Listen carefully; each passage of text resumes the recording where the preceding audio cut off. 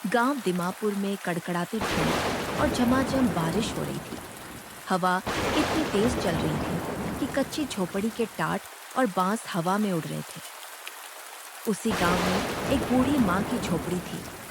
उस झोपड़ी की छत से पानी टपक कर सीधे अंदर गिर रहा था। मिट्टी का फर्श कीचड़ से भर चुका था। अरे भीग मत जाना लल्ला, मेरे पास आ जा।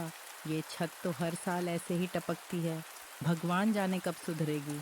दादी देखो ना, बिस्तर में पानी आ गया है, सब भीग गया, बहुत ठंड लग रही है। दादी, हमारे घर में हमेशा पानी क्यों गिरता है? क्या हमारा घर कभी पक्का नहीं होगा? होगा बेटा, जरूर होगा। भगवान चाहेगा तो एक दिन तुम्हारे सिर पर भी पक्की छत होगी, और तब ये बारिश तुम्हें डराएगी नहीं बल्कि खुश करेगी। ये सुनकर बूढ़ी माँ की आंखें नम हो जाती हैं। उसके झुर्रियों भरे चेहरे पर दर्द साफ झलकता है।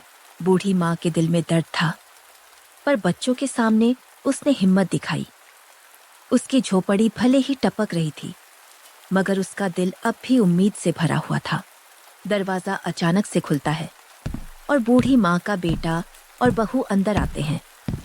दोनों भीगे हुए कपड़ों से पानी टपक रहा है। अम्मा, आज तो काम पर भी ठीक से नहीं जा पाया। सारी मजदूरी बारिश ने चौपट कर दी। आधा दिन तो यूं ही बरसात से बचते निकल गया। यहाँ देख लो, छत से पानी टपक रहा है, चूल्हे में आग तक नहीं जल पा रही, खाना बनाने का भी ठिकाना नहीं रहा। ऐसे घर में जीना तो क्या, सांस लेना भी मुश्किल है। तो मैं क्या करूं? पैसा कहाँ से लाऊं? रोज मजदूरी करके जैसे तैसे 2 वक्त की रोटी जुटा रहा हूं। अब छत के लिए कहाँ से लाऊं पैसे? तो सेठ जी से उधार मांग लो। गांव का आधे लोग उनके घर से कर्ज लेकर काम चला रहे हैं। कम से कम छत तो ठीक हो जाएगी। तुम जानती हो वो सेठ कितना कंजूस है। उसके दरवाजे से दया की उम्मीद करना सूखे कुएं से पानी मांगने जैसा है। रात की कड़वी बातें बेटे के दिल में गूंज रही थी। बहू की नाराजगी, बच्चों का रोना और बूढ़ी माँ का बेबस चेहरा, सब ने मिलकर उसे तोड़ दिया। अगले दिन सुबह उसने ठान लिया कि चाहे जैसे हो, सेठ जी के दरवाजे पर जाना ही पड़ेगा।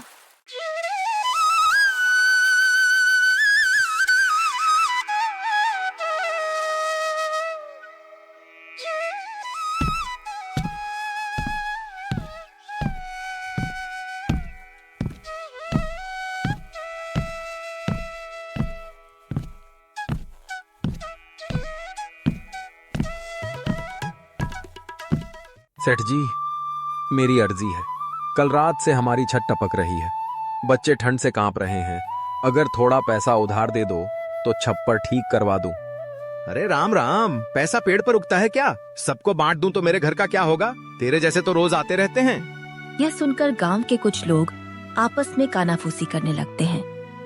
एक बुजुर्ग आगे बढ़ता है और बोलता है, सेठ जी, गरीब की मदद करना पुण्य का काम होता है, जरा रहम कर दीजिए। बच्चे छोटे हैं, ठंड सह नहीं पाएंगे।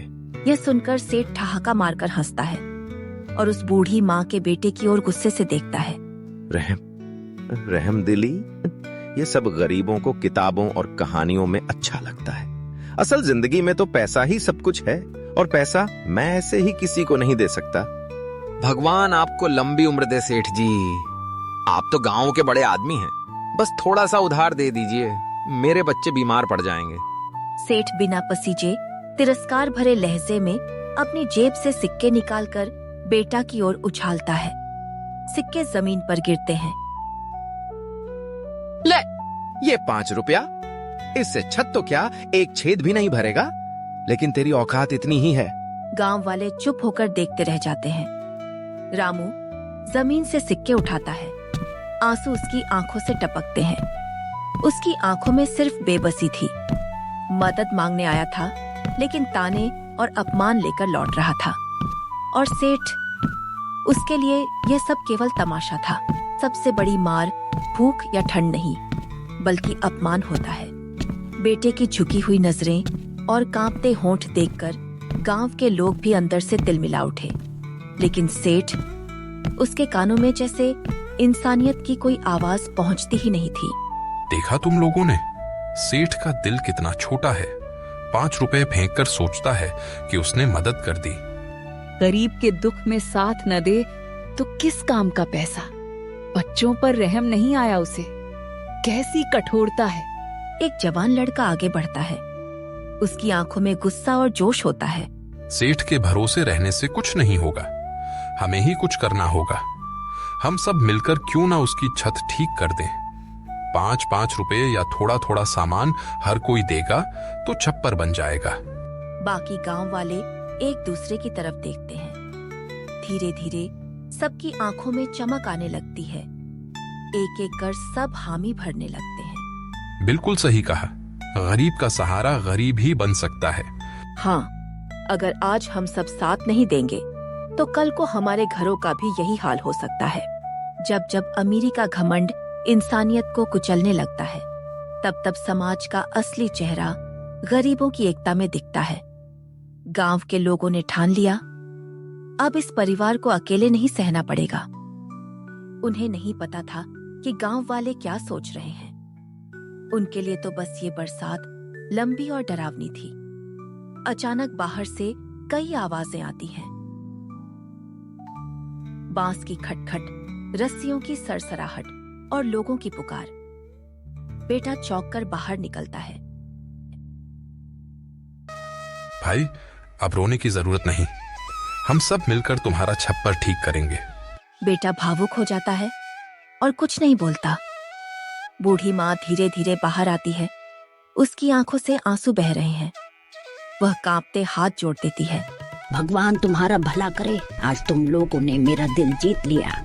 भाई, अब रोने की जरूरत नहीं, हम सब मिलकर तुम्हारा छप्पर ठीक करेंगे। सब गांव वाले जुट जाते हैं। कोई बांस गाड़ रहा है, कोई रस्सी कस रहा है और कोई छप्पर पर पुआल बिछा रहा है। सेठ का सोना किसी के काम न आया, वहीं गांव की मिट्टी और हाथों की मेहनत ने उस गरीब परिवार को आसरा दिया। यही थी असली ताकत। सच में गांव ही परिवार है। माफ करना अम्मा, मैं बहुत गुस्सा थी। आज समझ आया कि साथ रहना ही सबसे बड़ा सहारा है। गांव सिर्फ जगह का नाम नहीं होता, गांव अपनेपन का नाम होता है। जब दुनिया साथ छोड़ दे तो यही लोग सबसे बड़ा परिवार बन जाते हैं।